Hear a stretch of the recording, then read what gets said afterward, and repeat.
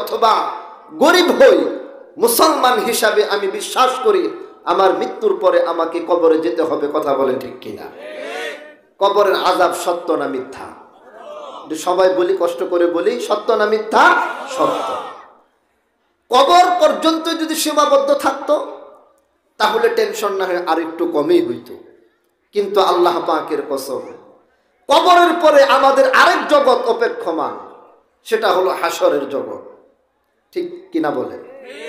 সেই হাসরের জগৎ এমন ভয়ঙ্কর এক জগৎ, সেখানে মা সন্তানের কাছে পরিচয় দিবে না, সন্তান মায়ের কাছে পরিচয় দিবে না, বাবা সন্তানের কাছে পরিচয় দিবে না, সন্তান বাবার কাছে পরিচয় দিবে না, ভাই ভাইয়ের কাছে পরিচয় দিবে না, ভাই বোনের কাছে পরিচয় দিবে না, বোন ভাইয়ের কাছে পরিচয় দিবে না, স্বামী স্ত্রীর কাছে পরিচয় দিবে না, স্ত্রী স্বামীর কাছে পরিচয় দিবে না, কোন দলের নেতা আল্লাহর কসম তার কর্মীর কাছে পরিচয় দিবে না, কর্মী তার দলের নেতার কাছে পরিচয় দিবে না। ও মুসলমান, তাম দুনিয়ার প্রত্যেকটা মানুষ আল্লাহ পাকের কসম খেয়ে বলতে পারি, হাসরের ময়দানে উপস্থিত হওয়ার পরে কেউ কাহারো কাছে পরিচয় দিয়ে নিজের থেকে আরেকজনকে একটু উপকার করবে এই চিন্তা করে আল্লাহর কসম কেউ কাহারো কাছে হাসরের ময়দানে পরিচয়টুকু দান করবে না। কথা বলেন ঠিক কিনা? এটা কি আমার কথা না আল্লাহর কথা? জোরে বলেন, কার কথা? আল্লাহর কথা।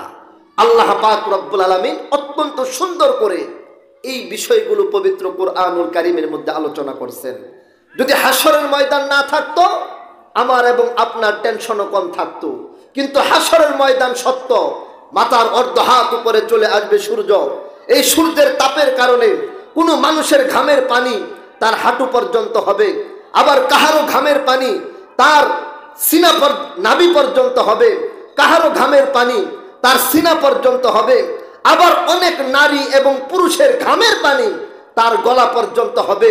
ও মুসলমান, শুধুমাত্র কেবলমাত্র এতটুকুই নয়, আমার নবীজি বলেছেন হাসরের ময়দানে নারী এবং পুরুষ সূর্য যখন মাথার অর্ধ হাত উপরে চলে আসবে এত অধিক বেশি পরিমাণে তারা ঘামতে থাকবে, অনেক মানুষ তাদের ঘামের পানির ভিতরে আল্লাহর কসম খেয়ে বলতে পারি হাবুডুবু পর্যন্ত খেতে থাকবে। কথা বলে ঠিক কিনা?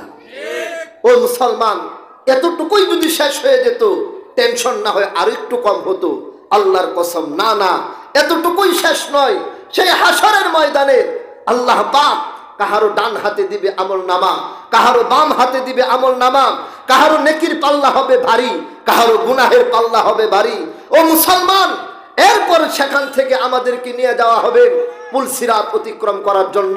পুলসিরাতের কাছে যখন যাব, পুলসিরাতকে দেখেই তো আশ্চর্য হয়ে যাব। চুলের চেয়ে হবে চিকন, হীরার চেয়ে হবে ধার। এই পুলসিরাত অতিক্রম করতে পারলে ওই পারে হলো জান্নাত, আর অতিক্রম করতে না পারলে সেখান থেকে কেটে কেটে নিচের দিকে যখন পড়বে আর জাহান্নামের মধ্যে নিক্ষিপ্ত হবে। আল্লাহর কসম, এগুলো যদি না থাকতো আমার চিন্তা ছিল না, কবর যদি না থাকতো আমার টেনশন ছিল না, আল্লাহর সামনে যদি দাঁড়াইতে না হতো আমার পেরেশানি ছিল না। কিন্তু আমি মুসলমান, আমি ইমানদার, আমি বিশ্বাস করি কবর সত্য, হাসর সত্য, হিসাব দিতে হবে, আমল নামা আসবে, ওজন হবে, পুলসিরাত পার হতে হবে, জান্নাত না হয় জাহান্নাম, যে কোনো একটা আমার ভাগ্যে আসবে। এজন্য আমার চিন্তাও আছে, পেরেশানিও আছে, টেনশনও আছে।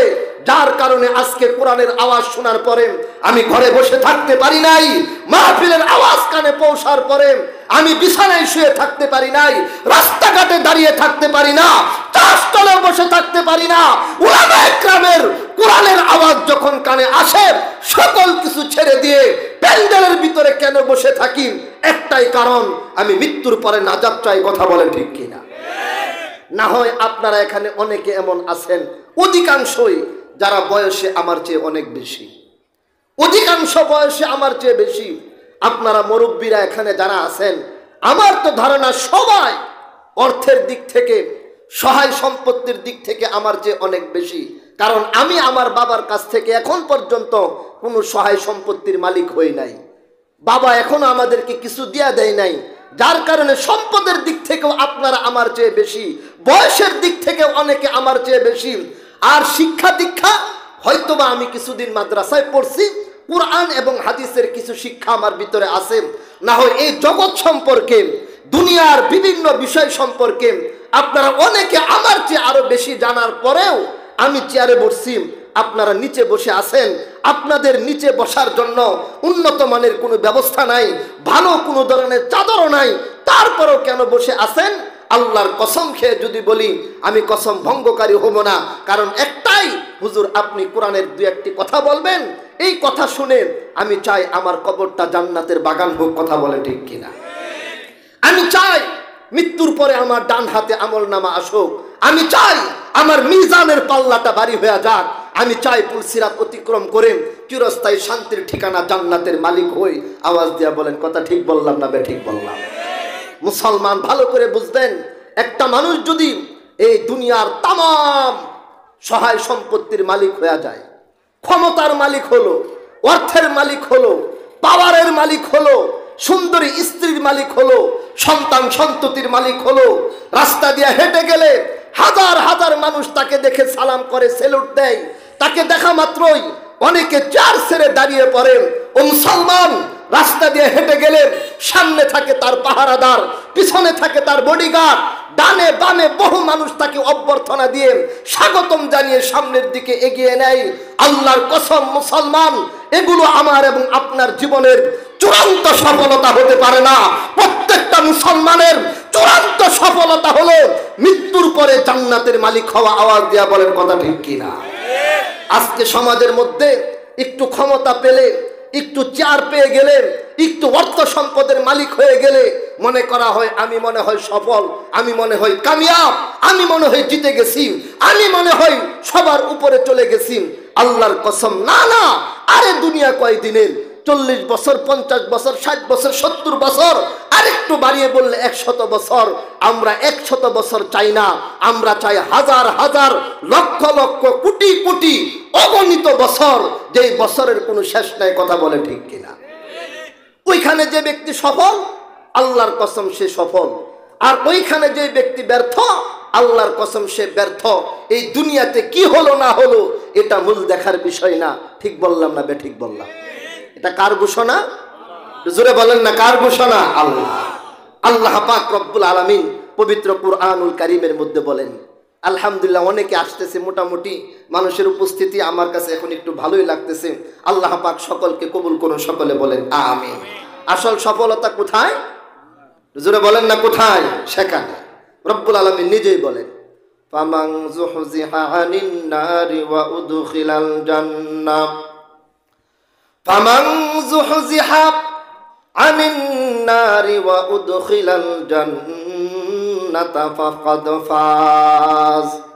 মুসলমান ভাইয়েরারি আমার, আল্লাহ পাক রব্বুল আলামিন বলেন, প্রত্যেকটা মানুষ মৃত্যুবরণ করার পর ওই লোকটাকে যদি জাহান্নাম থেকে দূরে সরিয়ে জান্নাতের ভিতরে প্রবেশ করানো হয়, মুসলমান ভাইয়েরারি আমার, কবরটাকে যদি জান্নাতের বাগান বানানো হয়, ও মুসলমান, ডান হাতের মধ্যে যদি আমলনামাটা দেওয়া হয়, মুসলমান ভাইয়েরারি আমার, নেকির পাল্লাটা যদি বাড়ি করে দেওয়া হয়, পুলসিরাতকে যদি অতিক্রম করিয়ে জান্নাত পর্যন্ত প্রবেশ করানো হয়, আল্লাহ পাক রব্বুল আলামিন সুন্দর করে বর্ণনা করেন, ওই ব্যক্তি অবশ্যই অবশ্যই সফল। কথা বলেন ঠিক কিনা? মুসলমান ভাইয়েরারি আমার, পক্ষান্তরে একটা মানুষ যদি তামাম দুনিয়ার পর্যন্ত মালিক হয়ে যায়, কিন্তু মৃত্যুর পরে কবরটা হয়ে যায় জাহান্নামের গর্ত, ও মুসলমান, বাম হাতের মধ্যে যদি আমলনামা দেওয়া হয়, নেকির পাল্লাটা হালকা হয়ে গুনাহের পাল্লা যদি ভারী হয়ে যায়, ও মুসলমান, পুলসিরাত অতিক্রম করতে গিয়ে যদি কেটে কেটে জাহান্নামের ভিতরে পড়ে যায়, আল্লাহর কসম, আল্লাহর কসম, ওই ব্যক্তি কোনোদিন সফলতা অর্জনকারী হতে পারে না। মুসলমান ভাইয়েরারি আমার, একটু আমার দিকে তাকান। মেহমান যারা আসার তারা আসতেছে। ও মুসলমান, আল্লাহ পাক রব্বুল আলামিনের কসম খেয়ে আমি বলতে পারি, এই পৃথিবীর বুকে যে মানুষগুলো আগমন করেছে মুসলমান, আব্বাজান হযরতে আদম আলাইহিস সালাতু ওয়াস সালাম থেকে শুরু করে আমার নবী, আপনার নবী, বিশ্ব নবী রাহমাতুল লিল আলামিন সাল্লাল্লাহু আলাইহি ওয়াসাল্লাম পর্যন্ত तमाम নবী এবং রাসূল। ভাই আপনার এই আওয়াজটা এখানে না করি ভাই, কতগুলো মানুষ আমার দিকে তাকায় রয়েছে। আল্লাহ পাক রব্বুল আলামিন আব্বাজান আদম আলাইহিস সালাতু ওয়াস সালাম থেকে শুরু করে আমাদের নবী, আপনার নবী, বিশ্ব নবী রাহমাতুল লিল আলামিন পর্যন্ত যত নবী এবং রাসূল পৃথিবীর বুকে আগমন করেছেন, আল্লাহর কসম, আল্লাহর কসম, ওই সকল নবী এবং রাসূলগণ মানুষের কাছে গিয়ে আখিরাত বুঝিয়েছেন। কথা বলেন ঠিক কিনা?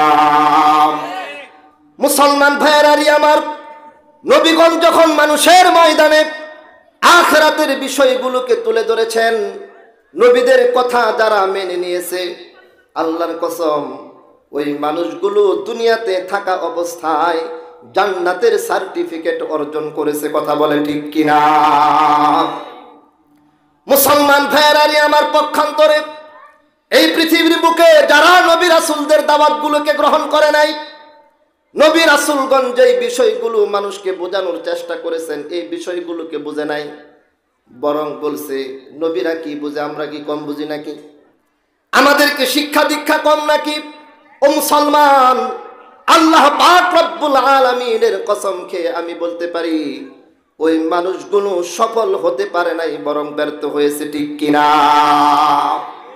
নবীদের কথা যারা মানছে তারা সফল, নবীদের কথা যারা মানে নাই, আল্লাহর কসম, তারা কেউ সফল না, তারা সকলেই ব্যর্থ। আমি যদি আপনাদের সম্মুখে কিছু ব্যর্থ মানুষের নাম বলি, মুসলমান, ও মুসলমান, ব্যর্থ কপাল পোড়া হতভাগা কারা? তাদের মধ্য থেকে প্রথমে যাদের নাম আসবে মুসলমান, তাদের মধ্য থেকে অন্যতম হলো ফেরাউন। কথা বলেন ঠিক কিনা? কপাল পোড়া ফেরাউন হলো ব্যর্থ। মুসলমান, আরেকজন কপাল পোড়ার নাম যদি আপনাদের সম্মুখে বলি, সে কে? সে হলো নমরুদ। কথা বলেন ঠিক কিনা? আরেকজন জাহান্নামী মানুষ, কপাল পোড়া হতভাগা মানুষ। ও মুসলমান, নাম যদি বলি কে হবে? বলেন কারুন। আরেকজন জাহান্নামী মানুষ কে যদি বলি? হবে হামান। মুসলমান ভাইয়েরাই আমার, আরেকটু যদি সামনের দিকে আসি, আরো দু একজন কপাল পোড়া হতভাগা মানুষের নাম আমার নবী আলাইহিস সালাতু ওয়াস সালামের জমানার বিখ্যাত আল্লাহর নবীর দুশমন হলো আবু জাহেল। আওয়াজ দিয়া বলেন কথা ঠিক কিনা? আবু জাহেল কপাল পোড়া। মুসলমান, আবু লাহাব কপাল পোড়া। ও মুসলমান, আল্লাহর কসম, উতবা সাইবা কপাল পোড়া। আমার নবীর বিরোধিতা যারা করছে, আল্লাহর কসম, আল্লাহর কসম, তারা সকলেই হলো কপাল পোড়া, তারা হলো জাহান্নামী। মুসলমান ভাইয়েরাই আমার, পক্ষান্তরে কিছু মানুষ এই দুনিয়ার বুকে নবী রাসূলদের দাওয়াত গ্রহণ করেছেন, নবী রাসূলদের কথা শুনেছেন। আল্লাহর কসম, আল্লাহর কসম, যারা নবী এবং রাসূলদের কথা শুনেছেন তারা হলো জান্নাতি। কথা বলেন ঠিক কিনা? শুধু কি জান্নাতি? না না, তারাই সৌভাগ্যবান, তারাই হলো সুনসিবওয়ালা, তারাই হলো আল্লাহ পাকের খাস বান্দা বান্দি। মুসলমান, আমি যদি দু একজনের নাম বলি, তাদের ভিতর থেকে অন্যতম একজন হলো ফেরাউনের স্ত্রী আসিয়া। কথা ঠিক কিনা বলে? আসিয়া জান্নাতি, কোনো সন্দেহ আসেনি? আল্লাহর কসম, আল্লাহর কসম, আসিয়া জান্নাতি, এর মধ্যে কোনো সন্দেহ নাই। যদি কেউ সন্দেহ করে তার ঈমানও নাই। ঠিক কিনা বলেন? আসিয়া জান্নাতি। আমার আল্লাহ পাক রব্বুল আলামিন কুরআনুল কারীমের মধ্যে নাম ধরে বর্ণনা করছেন।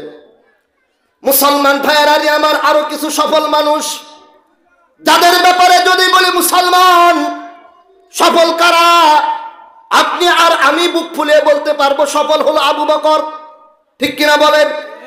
আমার নবীর প্রিয় সাহাবী হযরতে আবু বকর, আল্লাহর কসম, একজন সফল মানুষ, জান্নাতি মানুষ। মুসলমান ভাইয়েরাই আমার, দুই নম্বরে যদি বলি সফল মানুষকে, ও মুসলমান, আমি আর আপনি বলবো হযরতে ওমর একজন জান্নাতি মানুষ। ঠিক কিনা বলেন? মুসলমান ভাইয়েরাই আমার, আরেকজন জান্নাতি মানুষ যদি বলি হযরতে উসমান। আরেকজন যদি বলি মুসলমান, জান্নাতি মানুষ, সফল মানুষ হলো হযরতে আলী।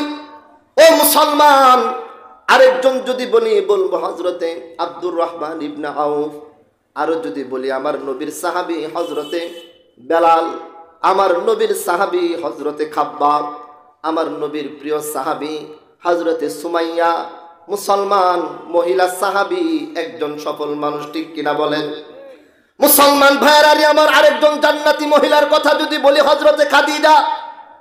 জান্নাতি আরো কয়েকজন মহিলার কথা যদি বলি মুসলমান বলতে পারবো আমার নবীর স্ত্রী উম্মে হাবিবা।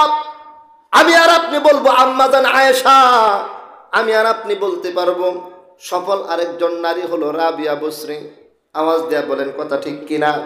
মুসলমান আপনাদের কাছ থেকে জানতে চাই, আমি আর আপনি কি ওই সফল ব্যর্থ কপাল পোড়া জাহান্নামী ফেরাউন সহ যারা আছে তাদের অন্তর্ভুক্ত হতে চাই, নাকি যারা আবু বকর উসমান আলীর দলে উমরের দলে আমি আর আপনি কি তাদের দলে হতে চাই? দুইটার কোনটা, প্রথমটা না দ্বিতীয়টা?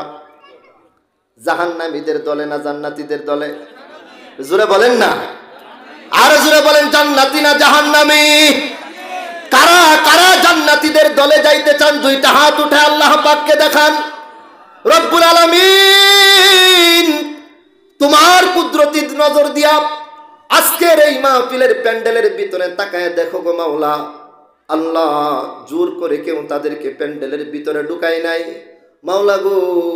কোরআনের মহব্বতে, উলামায়ে কেরামের মহব্বতে মাওলা জান্নাতে যাওয়ার আগ্রহে তারা বসে আছে গো মাওলা।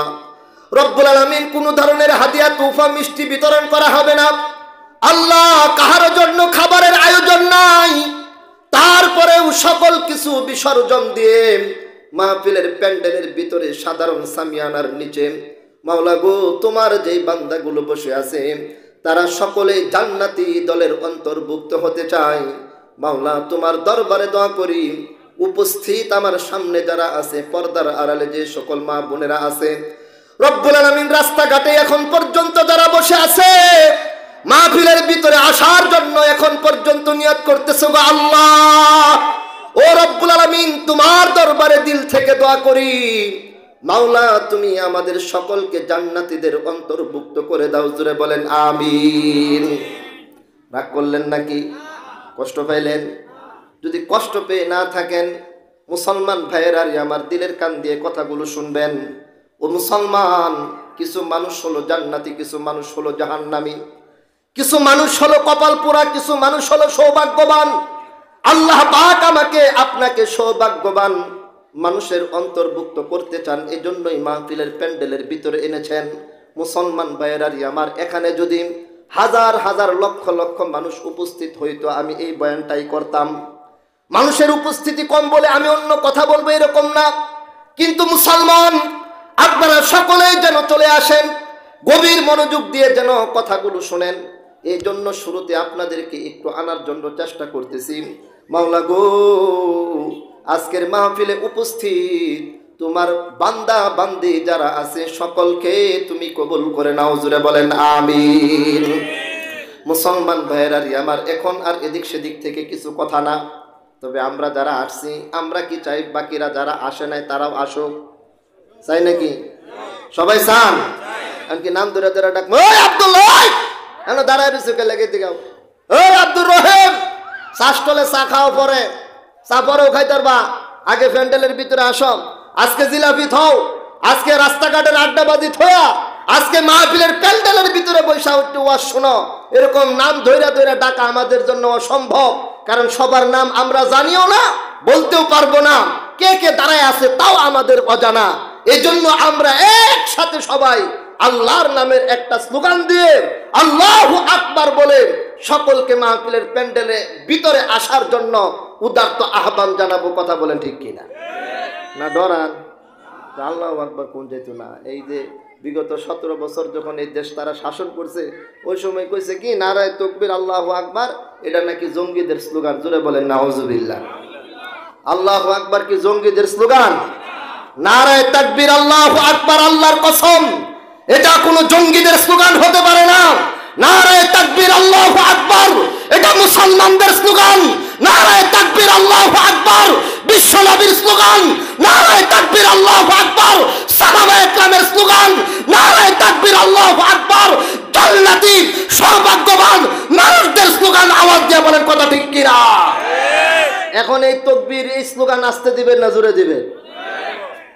অনেকে কথা কয় না জোরে জোরে, আমার শরীর শক্তি টক্তি নাই, এমনি তাকবীর টকবীরের কথা বাদ দেন। আছেন ইনশাআল্লাহ? আমাদের এই তাকবীরকে ভয় পায় ইতিমধ্যে অনেকে পলায়নও করছে, দেশেই নাই। কথা ঠিক কিনা বলেন? এই দেশের উলামায়ে কেরাম, এই দেশের ছাত্র জনতা, এই দেশের সর্বস্তরের মুসলিম মানুষ যখন জালেম খুনি স্বৈর শাসকের বিরুদ্ধে রাজপথে নেমেছে, ও মুসলমান তারা পালানোর জায়গা পর্যন্ত খুঁজে পাচ্ছে না। আজকে এখানে সেখানে বিভিন্ন জায়গায় পলায়ন করে তারা তাদের সময় অতিক্রম করতেছে, কারণ একটাই, মুসলমান উলামায়ে কেরামের নেতৃত্বে এই দেশের ছাত্র সমাজ ঐক্যবদ্ধ হয়ে যখন মাঠে নেমেছে, স্বৈর শাসক খুনি সরকার এই দেশ ছেড়ে পলায়ন করতে বাধ্য হয়েছে। কথা বলে ঠিক কিনা? মুসলমান যদি জাগ্রত থাকে, কোন পরাশক্তি, ইসলাম বিরোধী শক্তি, উলামায়ে কেরামের দুশমন, কোরআনের দুশমন যারা, আল্লাহর কসম খেয়ে বলতে পারেন উলামায়ে কেরামদেরকে, আলেমদেরকে চোখ কান দিয়ে কথা বলার দুঃসাহস করবে না। কথা বলে ঠিক কিনা? আলেমদের সাথে আছেন না নাই? নবীদের দলে আছেন না নাই? কারা কারা আছেন? আমার মজমা জমাইতে সময় লাগতেছে অনেক। গলাটা পরিষ্কার করেন, হাতটা নামান, ভালো করে গলা পরিষ্কার করেন। আপনারা দেখছেন আওয়ামী লীগ তারা যখন স্লোগান দিছে জয় বাংলা কইয়া দিছে না স্লোগান, এখন বিএনপি জিয়ার সৈনিক কইরা তারা স্লোগান দিতেছে, জামাতে ইসলাম তারা তাদের দলের নামে স্লোগান দিতেছে। কিন্তু আমরা যারা সাধারণ মুসলমান অনেকে দল করি না, কোনো দলই করি না। আমরা শুধু দেখি কি অবস্থা দেশের, সুযোগ সুবিধা বুঝা যেখানে ভোট দেওয়া দরকার ভোটটা দিয়া দিই। আসি না নাই? যদিও বিগত 17 বছর এমনও হয়েছে ভোট দিতে গেছেন, কইছে চাচা আপনার কষ্ট করে আর দেউন লাগতো না, আপনি যাই না, আপনার ভোট হয়ে গেছে। দিনের ভোট রাতের বেলাও হয়েছে। কিন্তু আমরা এটা বলতে চাই, আমরা মুসলমান, আমরা কোন দলের পক্ষে দালালি করতে চাই না। মুসলমান হিসাবে আল্লাহর জমিনে আল্লাহর পক্ষে, কোরআনের পক্ষে, উলামায়ে কেরামের পক্ষে আল্লাহর নামের স্লোগান দিয়ে মরতে চাই। আওয়াজ দিয়ে বলেন কথা ঠিক কিনা? আওয়াজ আছে না নাই? ময়মনসিংহের মানুষ এমন জোরে স্লোগান দেয়, আলহামদুলিল্লাহ। আজকে গাজীপুরের আমরা যারা আছি, আমরা একটা স্লোগান দিয়ে বুঝাবো, মাহফিল জমছে, তুমি আসলে আসো, না আসলে না আসো। কথা ঠিক কিনা? গলাটা একটু পরিষ্কার করে হাত এমনি দেওয়া তুললে তো আপনি আওয়াজ দিতে পারবেন না। আমরা জানি তো আওয়াজ কিভাবে হয়। আর অনেকে মুখ এখনো ঘুরে থুয়ে দিছে, যে মাফলার দিয়ে মুখ টুক বান্ধা থুয়েছে, তা আপনি আওয়াজ করবেন কিভাবে? না এই দলের, না এই দলের আছেন নাকি? না না, এই দলে গেলে বিপদ আছে। আল্লাহ হেফাজত করুক বলে না আমি। গলার আওয়াজ আছে না? ইনশাআল্লাহ আল্লাহ কবুল করুক। দেখা যাবে নারে তাকবীর। এই আওয়াজ হইতো, এই আওয়াজে কি ভয় পাইবেন নাকি? আওয়াজ আরো জোরে দিতে হবে। আমি তো মাঠের লোক, আমি বয়ান করি দেখাই এ মাঠে ময়দানে কথা বলি এবং একটু হুঙ্কারের সাথে বলি, বাতিলকে কোনো সময় প্রশ্রয় দেই না, চেষ্টা করি যত সম্ভব সত্য কথাটাই মাঠে ময়দানে বলার জন্য। আপনারা জানা আমাকে খুব কাছে থেকে চিনেন, আপনারা জানেন আমার মতো একজন ছোট্ট মানুষকেও বিগত 17 বছরের ভিতরে দুইটা মিথ্যা মামলা দায়ের করে বাড়িতে থাকতে দেয় নাই। আমি দুইটা মিথ্যা মামলার শিকার আমি নিজে। কেন? কারণ একটাই, কথা বলি, এটাই আমাদের অপরাধ। আল্লাহর নামে, কোরআনের পক্ষে আমরা কথা বলবো, নারায়ে তাকবীর আল্লাহু আকবার বলবো। এতে যদি কারো শরীরে আগুন লাগে, আগুন লেগে যাক, মুসলমান হিসাবে এটার কোনো পরোয়া আমরা করব না। কথা ঠিক কিনা বলেন? নারায়ে তাকবীর, নারায়ে তাকবীর। আলহামদুলিল্লাহ। কিন্তু বোঝা যাইতেছে যে একটা ওয়াজ হইতেছে। কথা ঠিক কিনা বলে? এখন আমরা আর এদিক সেদিক থেকে কথা না বলি। অনেক সময় আমার ইতিমধ্যে চলেই গেছে, কারণ আমার পরে আরো প্রধান বক্তা আছে। অনেক মা বোনেরা কষ্ট করে বসে আছে, আপনারা তো সামনে বসে আমারে দেখতেছেন, একটু আওয়াজ টাওয়াজ করতেছেন, তারা তো মনে মনে বলতেছে কি যে হুজুর বসাইলো, একজন খালি চিল্লাইতে আছে। কিন্তু চিল্লানোর উদ্দেশ্যটা কি? একটু পিছনের দিকে একটু তাকায় দেখেন তো সবাই, একটু দেখেন না, বোঝা যায় যে কিছু লোক হয়েছে। কথা ঠিক না? যাক, আল্লাহ কবুল করুক, সকলে বলে আমিন। মুসলমান ভাইয়েরা, আমার দিলের কান দিয়ে কথাগুলো শুনবেন। আল্লাহ পাক রব্বুল আলামিন এই পৃথিবীর বুকে যাদেরকে প্রেরণ করেছেন, আল্লাহর কসম ওই সকল মানুষগুলো জান্নাতে যেতে পারবে না। আওয়াজ দেয়া বলেন কথা ঠিক কিনা? কিছু মানুষ হবে জান্নাতি, আর কিছু মানুষ হবে জাহান্নামী। ও মুসলমান, জান্নাতি মানুষ যারা তারা হলো সফল, জাহান্নামী মানুষ যারা তারা হলো কপাল পোড়া। ও মুসলমান, জান্নাতি মানুষ যারা পৃথিবীর বুকে আগমন করেছে, আমি আর আপনি যদি তাদের মধ্য থেকে দু একজনের কথা সংক্ষিপ্তভাবেও আপনাদের সম্মুখে বলতে চাই, মুসলমান, এক নম্বরে যার নাম আসবে তিনি হলেন হযরতে আবু বকর। কথা বলেন ঠিক কিনা? মুসলমান ভাইয়েরা, আমার বিশ্ব নবী মুহাম্মদুর রাসূলুল্লাহ সাল্লাল্লাহু আলাইহি ওয়াসাল্লামের এক নম্বর সাহাবী হলেন হযরতে আবু বকর। কথা বলেন ঠিক কিনা? আমার নবীর দুস্থ, ছোটবেলা থেকে আমার নবীর সাথে যার চলাফেরা, নবী আলাইহিস সালাতু ওয়াস সালামের সাথে যার বন্ধুত্ব। মুসলমান ভাইয়েরা, আমার নবীর চেয়ে বয়সে শুধুমাত্র কেবলমাত্র 2 বছরের ছোট। বলেন না কয় বছর? আমার নবী 2 বছরের বড়। হযরত আবু বকর আমার নবীর তুলনায় 2 বছরের ছোট। মুসলমান, কিন্তু এই আবু বকর বিশ্বনবী মুহাম্মদুর রাসূলুল্লাহ সাল্লাল্লাহু আলাইহি ওয়াসাল্লামের এমন একজন উম্মত। মুসলমান, আমার নবী আলাইহিস সালাতু ওয়াস সালাম বর্ণনা করছেন, যদি তামাম দুনিয়ার সকল মুসলমানদের নেকিগুলো এক পাল্লার মধ্যে উঠানো হয়, মুসলমান ভাইয়েরা, আমার দিলের কান দিয়ে কথাগুলো শুনবেন, আর অপর পাল্লার মধ্যে শুধুমাত্র কেবলমাত্র হযরতে আবু বকরের নেকিগুলোকে উঠানো হয়, ও মুসলমান, তামাম দুনিয়ার সকল মুসলমানদের নেকির পাল্লার চেয়ে আবু বকরের নেকির পাল্লাটাই ভারী হয়ে যাবে। জোরে বলেন সুবহানাল্লাহ। মুসলমান ভাইয়েরা, আমার শুধুমাত্র কেবলমাত্র কি এতটুকুই নাকি? না, মুসলমান ভাইয়েরা, আমার হযরতে আবু বকর সিদ্দিক রাদিয়াল্লাহু তাআলা আনহু বিশ্বনবী মুহাম্মদুর রাসূলুল্লাহ সাল্লাল্লাহু আলাইহি ওয়াসাল্লামের এমন একজন বিশ্বস্ত সাহাবী। মুসলমান, আমার নবী, আপনার নবী বিশ্বনবী মুহাম্মদুর রাসূলুল্লাহ সাল্লাল্লাহু আলাইহি ওয়াসাল্লাম বর্ণনা করেছেন, আবু বকর আমার এমন একজন সাহাবী যাকে জান্নাতে প্রবেশ করার যে 8টা দরজা আছে, 8 দরজার প্রত্যেক দরজা থেকে নাম ধরে ধরে ডাকা হবে। জোরে বলেন সুবহানাল্লাহ। জান্নাতে প্রবেশ করার জন্য দরজা কয়টা? এটা বলেন না কয়টা? 8টা। আমার নবীজি বলেন, আবু বকর আমার নবীর এমন একজন উম্মত, জান্নাতে প্রবেশ করার জন্য যে 8টা দরজা আছে, মুসলমান, এই 8 দরজার প্রত্যেক দরজা থেকে হযরতে আবু বকরের নাম ধরে ধরে ডাকা হবে। জোরে বলেন সুবহানাল্লাহ। ভাইজান, একটু আপনারা আস্তে আস্তে আসেন, কিন্তু আওয়াজ করেন না, আমি তো বয়ান করতেছি। আপনারা আস্তে আস্তে করেন, অসুবিধা নেই, কিন্তু আমার না করেন, আওয়াজ করেন। মুসলমান ভাইয়েরা, আমার বলতেছিলাম, হযরতে আবু বকর সিদ্দিক রাদিয়াল্লাহু তাআলা আনহুর ব্যাপারে আমার নবীজি বলছেন, আবু বকর আমার এমন একজন উম্মত। মুসলমান,